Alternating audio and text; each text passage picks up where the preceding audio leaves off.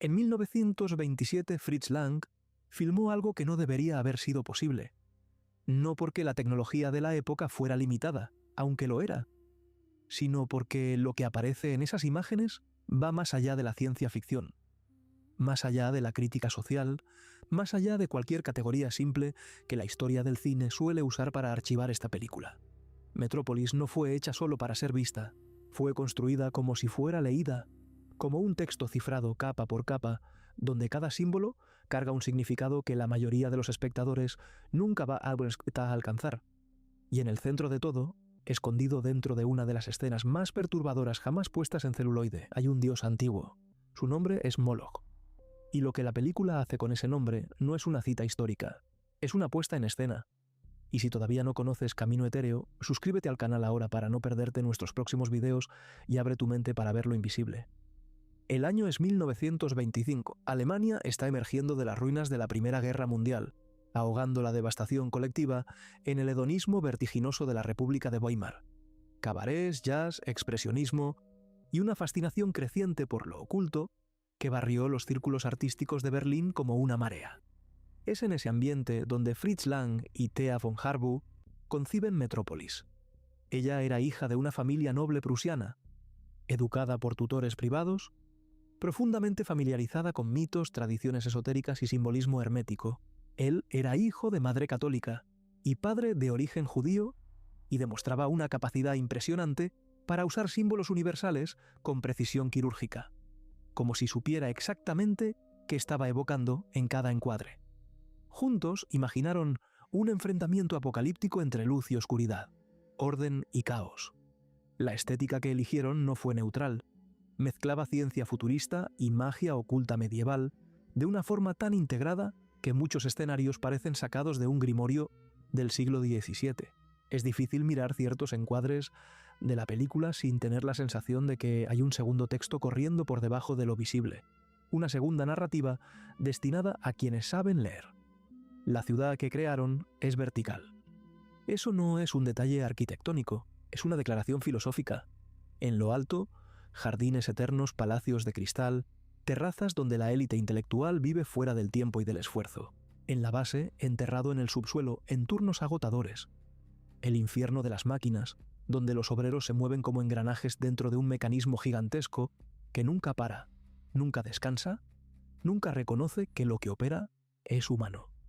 Esa división hace eco del principio hermético más antiguo que existe. Como es arriba, es abajo. Lo que ocurre en las profundidades refleja y alimenta lo que ocurre en la cúspide. La corrupción del tope produce el sufrimiento del fondo, y el sufrimiento del fondo sostiene la opulencia del tope. Dos mundos aparentemente separados, que son, en realidad, un solo organismo, donde un lado no puede existir sin el otro. La propia arquitectura de la ciudad es un símbolo vivo. Torres que tocan el cielo mientras ascensores descienden al subsuelo. Una pirámide de poder materializada en concreto y acero. Y Lang fue aún más lejos. Conectó explícitamente esa estructura a la Torre de Babel, cuando María, en las catacumbas, narra la historia bíblica para los trabajadores. La frase que ella usa resuena entre las paredes de piedra. Grande es el mundo y su creador, y grande es el hombre. En las escuelas de misterios, esa idea representa la capacidad humana de encontrar lo divino dentro de uno mismo, de convertirse en el arquitecto de la propia realidad. Pero hay una advertencia oculta en esa grandeza. Cuando el impulso de ascender a lo sagrado es movido por el orgullo, por la soberbia tecnológica, por la voluntad de poder sin conciencia espiritual, el resultado siempre es Babel, la confusión de las lenguas, la separación, el colapso. Metrópolis es esa Babel, funcionando. Por ahora, en lo más alto de la pirámide, gobernando todo desde una oficina acristalada que domina el horizonte de la ciudad, está Jo Fredersen. La tradición gnóstica aniste llama Demiurgo al creador del mundo material, un dios menor. No el padre verdadero, sino un arquitecto capaz de construir orden y estructura a partir del caos. El problema del Demiurgo no es la falta de inteligencia, es la ausencia de conexión con el principio espiritual superior. Crea brillantemente, pero lo que crea es imperfecto, porque fue construido sin compasión, sin alma, sin aquello que en las tradiciones gnósticas se llama Sofía, la sabiduría divina que equilibra el intelecto con lo humano. Fredersen es ese arquetipo, con nombre y apellido. Él fundó Metrópolis. Él la dirige con precisión técnica absoluta.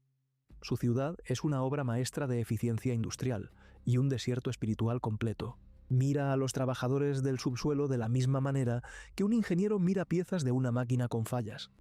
Algo a ajustar, reemplazar, descartar cuando sea necesario. No hay crueldad declarada en Fredersen, lo que hay es algo más frío. Una incapacidad genuina de reconocer al otro como igual. La comparación con el rey Nimrod, el constructor de la torre de Babel bíblica, es directa e intencional en el guión. Nimrod no era un tirano simple, era un visionario monumental que creyó poder alcanzar lo divino mediante la ambición humana pura, sin la mediación de lo sagrado, sin reconocer los límites que separan al creador de la creación. El resultado fue la dispersión, la incomprensión mutua, el caos. Fredersen recrea ese error a escala industrial, y la película sugiere desde las primeras secuencias que el edificio entero está resquebrajándose bajo la superficie impecable, que algo fundamental fue olvidado en los cimientos, que una civilización puede ser técnicamente perfecta y espiritualmente hueca al mismo tiempo, y que ese tipo de vacío, tarde o temprano, produce su propio colapso. Es aquí donde la película deja de ser alegoría y se convierte en ritual. En el subsuelo de Metrópolis, los trabajadores operan máquinas colosales en turnos de 10 horas. La película muestra sus cuerpos doblándose, retorciéndose, sincronizándose con el mecanismo hasta que la distinción entre el hombre y el engranaje desaparece. Land filma esto con una crudeza casi documental. Los obreros no trabajan en las máquinas, se vuelven parte de ellas. Sus cuellos se doblan, sus brazos repiten los mismos movimientos durante horas. La máquina dicta el ritmo. El cuerpo humano obedece. Hay una escena específica que captura esto con una perfección perturbadora.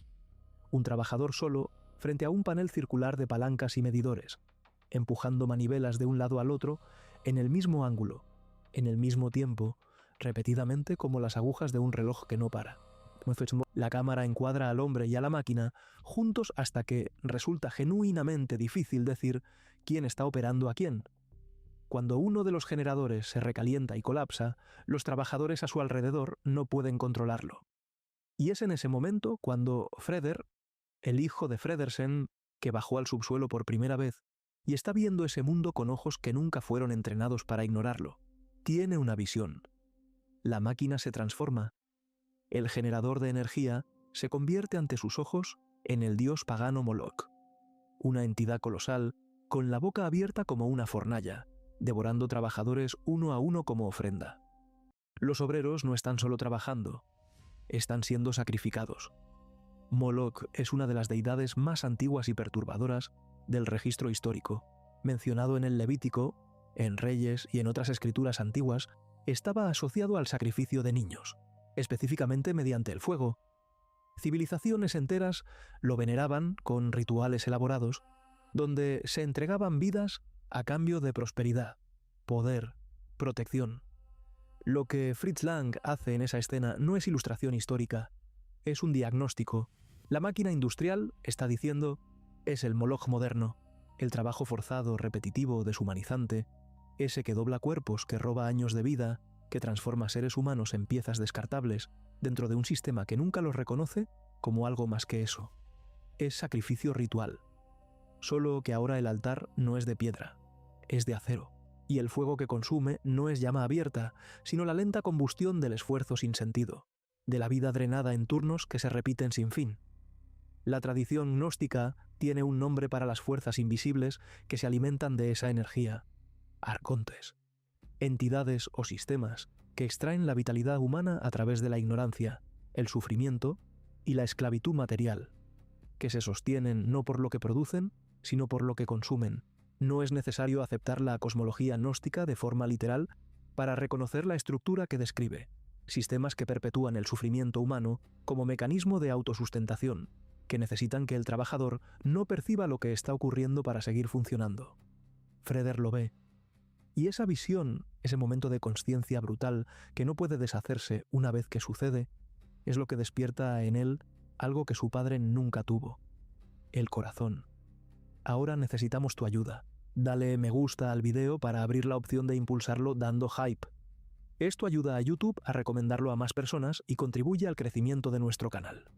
Antes de que Freder bajara al subsuelo, hubo un encuentro que lo cambió todo. En los jardines eternos de la élite, un Edén artificial donde los hijos de los privilegiados juegan entre flores y fuentes, sin haber visto jamás de dónde viene la energía que mantiene ese mundo funcionando, una joven irrumpió con un grupo de niños harapientos a su alrededor. Los miró a los jóvenes de la élite y dijo con una simplicidad que cortó el espacio: «Estos son sus hermanos. Su nombre es María. Y carga mucho más que un nombre». El análisis simbólico del personaje revela un arquetipo compuesto, raro en el cine y lo suficientemente poderoso para desestabilizar a quien lo reconoce. María reúne en una sola figura tres fuerzas del pensamiento esotérico y religioso. Sofía, la sabiduría divina del gnosticismo, que trae luz al mundo material sin ser corrompida por él. María, la pureza como vehículo de lo sagrado. Y Magdalena, la compasión que desciende a lo más bajo para elevar a quien está caído. Ella no es solo un personaje, es un arquetipo en movimiento. En las catacumbas de la ciudad, donde los trabajadores se reúnen en secreto, como los primeros cristianos gnósticos en sus reuniones subterráneas, escuchando una voz que habla de algo más allá de lo que la superficie permite, María entrega el mensaje central de toda la película. El mediador entre la cabeza y las manos debe ser el corazón. Esa frase no es guión, es una fórmula, es la llave simbólica que organiza toda la estructura de la obra. Recapitula en una sola línea la división fundamental que la película entera documenta: la separación entre intelecto y fuerza productiva, entre gobernantes y gobernados, entre razón y cuerpo. Y señala el principio que puede unirlos: no la revolución violenta, no el poder técnico, no la negociación política, sino el corazón, la compasión, la empatía como fuerza estructurante de la civilización. Los trabajadores la escuchan y preguntan: ¿cuándo llegará ese mediador? María responde con serenidad profética: que no desesperen, que ese principio está destinado a desaparecer. Y entonces Freder entra a las catacumbas. Ella lo ve entre la multitud y le pregunta: ¿eres tú el mediador? La respuesta de él es simple y absoluta: estoy aquí porque me llamaste. La cábala ofrece un mapa para ese momento. En el árbol de la vida, la esfera central se llama Tiferet, asociada al corazón, a la armonía, al principio mesiánico. Es el punto de equilibrio entre Keter, la corona divina en lo alto, y Malkut, el reino material en la base. Tiferet conecta lo que está separado. Es la esfera a través de la cual el flujo entre los opuestos se vuelve posible.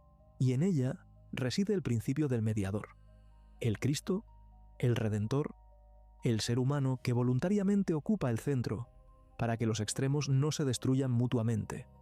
Freder, hijo del gobernante de la ciudad, que bajó al infierno de las máquinas para entender el sufrimiento que sostiene el paraíso, donde vivió toda su vida, está convirtiéndose en ese punto de equilibrio.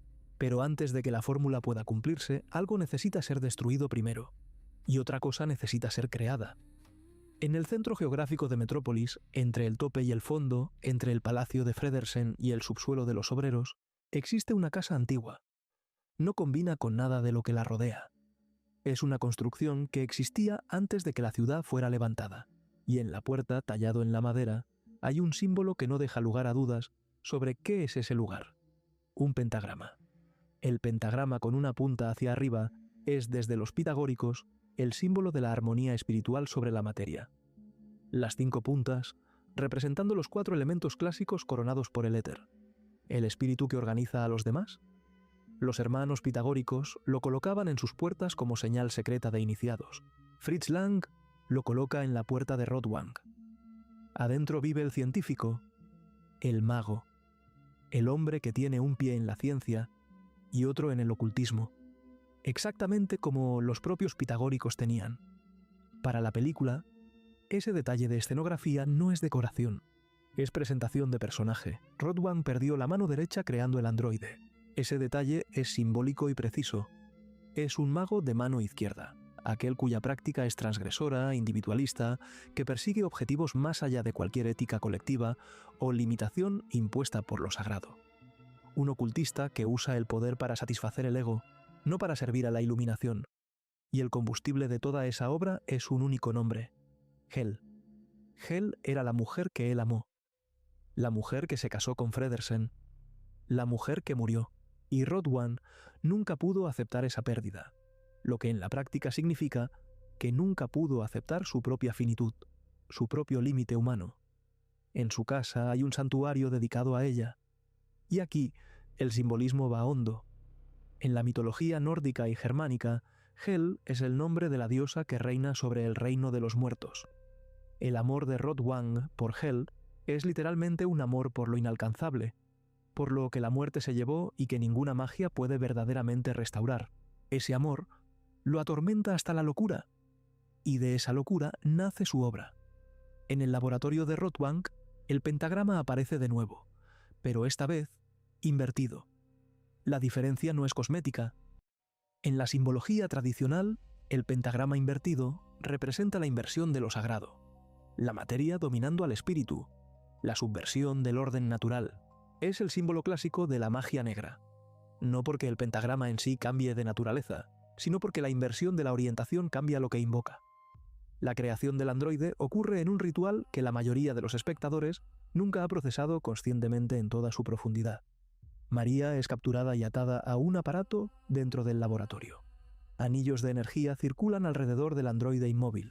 El proceso que sigue replica, con tecnología, el antiguo ritual egipcio llamado Hepti, en el cual un sumo sacerdote trasladaba una parte del alma, el Ka, de un ser humano, a una estatua, a un objeto funerario o a otro cuerpo. Una transmisión de esencia a través de procedimientos secretos. Lo que Rodwan hace con la falsa María es necromancia tecnológica, la fusión entre magia antigua y ciencia moderna, el laboratorio como círculo ritual, el androide en el centro como receptáculo y la energía de una persona viva, siendo transferida para dar apariencia humana a una forma inerte. Las leyendas del golem cabalístico, de los tulpas orientales y de los homúnculos alquímicos están todas en esa escena. En todas esas tradiciones existe la misma advertencia: dar vida sin el principio divino, sin el soplo verdadero, sin el espíritu que no puede copiarse, produce algo que parece humano pero no lo es. Y esa diferencia, por pequeña que parezca, lo es todo. En la novela original de Thea von Harbou, ese androide tiene un nombre: Parody, parodia, una imitación imperfecta que se presenta como original. Rodwan entrega entonces su creación al servicio de la venganza, al servicio de Fredersen, que quiere usar el simulacro para desmoralizar a los trabajadores. Pero Rodwan tiene su propio plan, y al poner el androide en el mundo, suelta algo que ninguno de los dos puede controlar. El Apocalipsis de Juan describe a una mujer montada sobre una bestia de 7 cabezas. Está vestida de púrpura y escarlata. Carga una copa de oro llena de abominaciones. En la frente un nombre: Misterio, Babilonia la Grande, madre de las prostitutas y de las abominaciones de la tierra. Fritz Lang filmó ese arquetipo con la precisión de quien conoce el texto de memoria. La falsa María corrompe mediante el deseo, pero es más sofisticada que una simple seductora, y ahí radica el verdadero peligro. Corrompe de formas distintas dependiendo de quién tiene delante. A los de arriba les usa la lujuria, a los de abajo les usa la ira, y en ambos casos el resultado es idéntico: destrucción. En el cabaret Yoshiwara, el club de placer de la ciudad alta, un espacio de globalismo decadente donde representantes de distintos orígenes conviven en una celebración incesante del placer, la falsa María realiza un baile erótico que paraliza a los hombres de la casta dominante. La cámara muestra sus rostros: ojos desorbitados, boca abierta, la razón completamente suspendida por el deseo. Ya no hay cerebro en esas expresiones, solo apetito. Y entonces ella se revela. La película la muestra en una de las imágenes más explícitamente simbólicas de toda la historia del cine, montada sobre la bestia de las 7 cabezas del Apocalipsis. Simultáneamente, en la catedral de Metrópolis, las estatuas de la muerte y de los 7 pecados capitales cobran vida y empiezan a danzar. Es el anuncio visual de que la ciudad entera está siendo contaminada. En el subsuelo, los trabajadores que antes escuchaban a la verdadera María hablar de paciencia y esperanza, ahora escuchan a la falsa María gritar algo completamente distinto: levántense, Destruyan las máquinas. Muerte a las máquinas. Aquí la película revela algo que va mucho más allá de la crítica social. Platón, en la República, describe el alma humana dividida en 3 partes. El logos, la razón en lo alto, el eros, los deseos primitivos en la base, y el thumos, el principio intermedio, el deseo de justicia, de reconocimiento, de ser visto y respetado. Cuando logos y thumos son retirados, lo que queda es eros puro. Y eros sin dirección no es amor, es furia ciega. Los trabajadores no están rebelándose con conciencia ni con proyecto. Están siendo consumidos por sus instintos más primarios, manipulados por una entidad que sabe exactamente qué palancas accionar en la psicología de masas. Abandonan a sus hijos en las profundidades, olvidan el futuro, se lanzan hacia la destrucción, como si destruir fuera la victoria misma. La falsa María es el arquetipo perfecto del falso profeta, aquel que conoce el lenguaje de la esperanza y lo usa para producir desesperación, que conoce el lenguaje de la liberación y lo usa para producir otra esclavitud, la esclavitud del impulso sin conciencia, que aparece exactamente cuando las masas están en el pico del sufrimiento y el agotamiento, cuando cualquier voz que valide la rabia parece redención. Esa escena fue filmada hace 100 años, y sigue ocurriendo. Los trabajadores destruyen el generador principal de la ciudad, el mismo generador que Freder vio transformado en Moloch, esa máquina que los devoraba. La destruyen y al hacerlo desencadenan la inundación del subsuelo. El agua sube por los túneles. Las profundidades, que eran infierno de fuego y metal, se convierten en infierno de agua. Y entonces sucede lo que la falsa María quizás no calculó o quizás no le importó. Los niños de los trabajadores, que se quedaron en las profundidades mientras sus padres iban a destruir el mundo de arriba, están a punto de ahogarse. La imagen más antigua de destrucción colectiva que posee el registro humano es el diluvio. Prácticamente toda tradición, sumeria, hebrea, griega, hindú, amerindia, carga alguna versión de esa memoria primordial. El agua que borra el mundo cuando se vuelve insostenible. El caos primordial, regresando para disolver lo que fue construido sobre bases equivocadas. Metrópolis usa esa imagen con plena consciencia de lo que está evocando. La ciudad no es destruida por ninguna fuerza externa, es destruida por sus propias fuerzas internas, liberadas sin control por la ausencia de aquello que las mantenía en equilibrio. La Babilonia moderna cae por sus propias contradicciones, exactamente como la Babilonia del Apocalipsis está destinada a caer. En medio del caos, la verdadera María escapa del cautiverio de Rotwang y encuentra a Freder. Juntos, bajan al subsuelo inundado para rescatar a los niños de las aguas. Es una imagen que opera en múltiples registros al mismo tiempo. El impulso sagrado sobrevive a la catástrofe. El corazón salva el futuro, mientras el presente se disuelve. Los niños, que representan lo que aún no fue corrompido, lo que todavía puede ser, son rescatados de las aguas como Moisés fue rescatado del Nilo. Arriba, en la plaza central de la ciudad, los trabajadores que momentos antes eran instrumentos de destrucción, confrontan a la criatura que los manipuló. La ven, la capturan y le prenden fuego. El fuego, en las tradiciones alquímicas, no es solo destrucción, es el más preciso de los agentes purificadores. Solve et coagula, disuelve y recombina. El fuego separa lo verdadero de lo falso, la sustancia pura de la escoria que la envuelve. Es el elemento que ninguna mentira sobrevive intacta. Mientras el androide arde, los trabajadores finalmente ven lo que había bajo la apariencia humana. Metal, engranajes, vidrio. Una imitación perfecta que nunca fue real. Y el momento en que comprenden lo que destruyeron, lo que fueron llevados a destruir, es el momento en que la furia se disuelve y algo distinto empieza a emerger. El enfrentamiento final ocurre en lo alto de la catedral. Rotwang carga a la verdadera María por los tejados. Freder lo persigue y allí, en el punto más alto de la ciudad, el mago cae. La caída de Rotwang no es un castigo externo. Es la consecuencia lógica de quien usa el poder sin sabiduría, de quien crea vida sin amor, de quien sirve al ego y al resentimiento donde debería servir al espíritu. El mago que invierte el pentagrama encuentra el resultado de la inversión. La tormenta simbólica terminó. Ahora viene lo que queda. En la escalinata de la Catedral de Metrópolis, los representantes de los dos mundos que pasaron toda la película separados, finalmente se encuentran en el mismo espacio. De un lado, Jo Fredersen, el demiurgo, la cabeza. el intelecto que construyó todo y no supo qué hacer con lo que construyó. Del otro, Groth, el capataz de los trabajadores, las manos, la fuerza que sostuvo todo y nunca fue reconocida por lo que sostenía. Entre ellos, Freder. Fredersen extiende la mano hacia Groth. Groth retrocede, el abismo entre los dos mundos sigue vivo, y una simple intención del poderoso no es suficiente para cerrarlo. Los gestos no borran la memoria de Moloch. Las palabras no reconstruyen lo que fue destruido por la desconexión de décadas. Es entonces cuando Freder avanza. Toma la mano del padre, toma la mano de Groth y las une.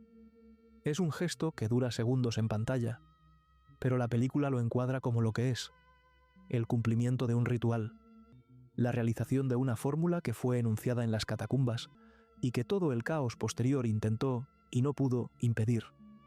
El mediador entre la cabeza y las manos debe ser el corazón. El árbol de la vida cabalístico tiene su estructura completada en esa imagen con una precisión que parece imposible, sea accidental. Fredersen arriba representa Keter, la corona, el intelecto puro, el principio creador.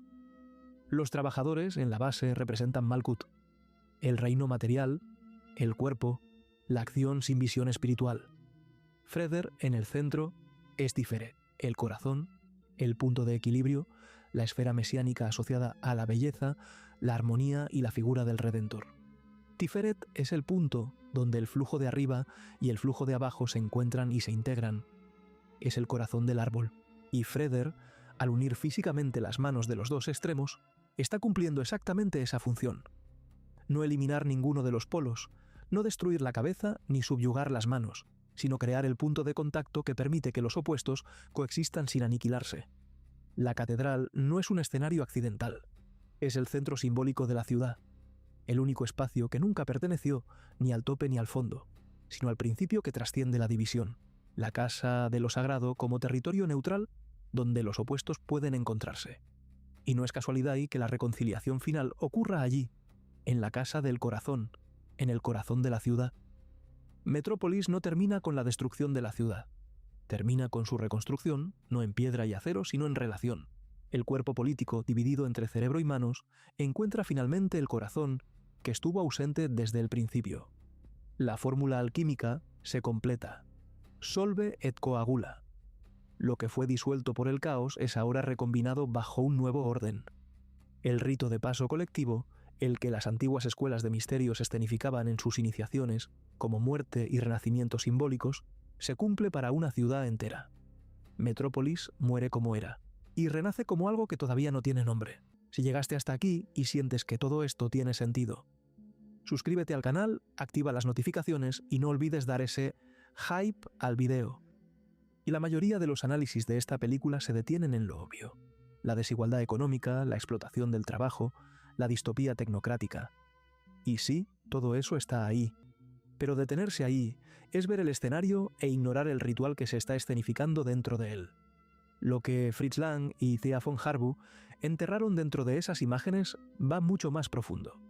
Mostraron cómo un sistema puede disfrazarse de progreso mientras opera como culto, cómo la eficiencia productiva puede ser, en su estructura más profunda, una forma de sacrificio ritual donde lo que se le ofrece al dios no es una víctima elegida, sino toda una clase de personas que nunca percibe que está siendo consumida.